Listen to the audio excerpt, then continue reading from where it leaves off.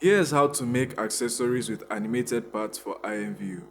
Before watching this tutorial, I recommend watching my previous tutorial on accessories as avatar attachments to understand the basics of setting up unrigged accessory items for IMVU. Let's get started. The first thing you will do is open a blank Blender scene. From your IMVU Studio Toolkit panel, append the attachment file. Save the file. Select the bone you want, then select the body type you want. For this tutorial, I used the V1 female avatar. Then, of course, you'll create your accessory or import it if it's been created already. Side note, if you want your accessory to fit a specific body type from another dev kit, say for example Nina, you'd first need to model it in that dev kit, then import it into the blend scene with just the IMVU Studio Toolkit later. Also, remember that attachment items are rigged to only one bone. Once done, select your item, then click Setup Mesh. What this does is that it's going to rig all parts of your mesh to the bone. But remember that you want some parts animated. Here's how to go about that. Select the attachment rig. Do not select any other bone. Tab into edit mode by pressing tab. Clicking on the bone multiple times, you'll find that there are two bones overlapping each other, one ending with your bone name in square brackets and the other ending in root. Select the one ending with the bone name, then press H to hide it. Now press Shift plus A to add a new bone. Position the bone where you want it. Press F2 to name the bone whatever you wish. Select the bone, then Shift select the attachment root bone.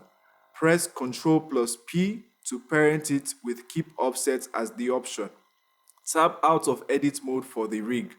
Now, what you're going to do is rig the object to your armature.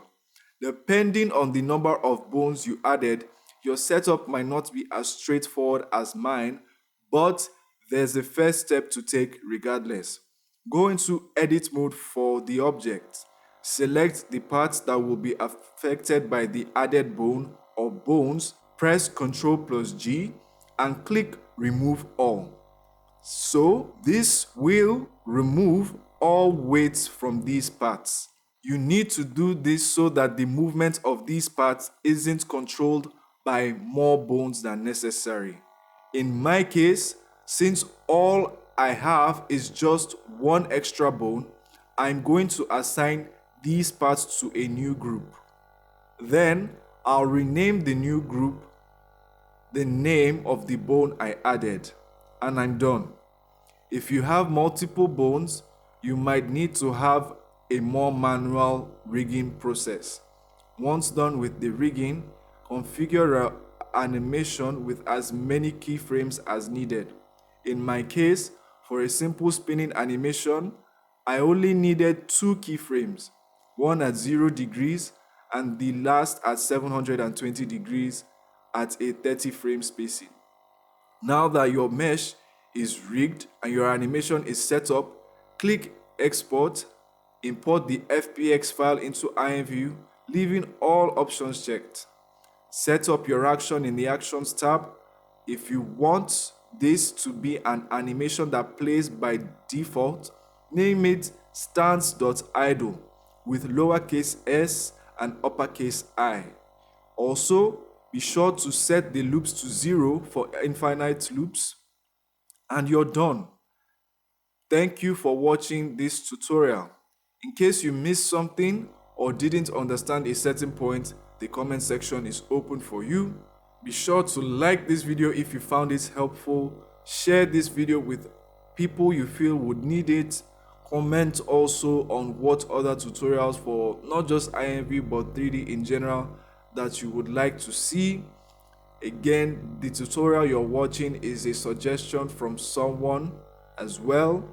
If you support the work that this channel does in the IMVU space and 3D space, Consider buying a pay what you want item from Gumroad or purchasing items from the Second Life and IMVU stores linked in the description and channel's homepage. The item made in this video will also be linked in the description for you to have a look at in case you need a reference. Thanks again for watching, and here's some more 3D videos.